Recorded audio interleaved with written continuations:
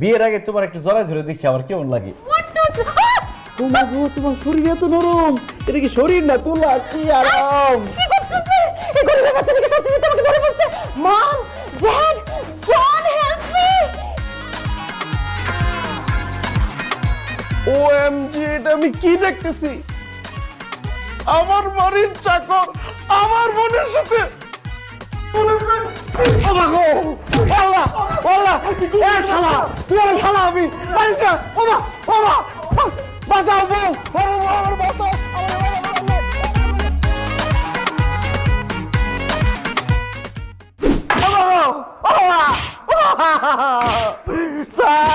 আমার কি দোষ?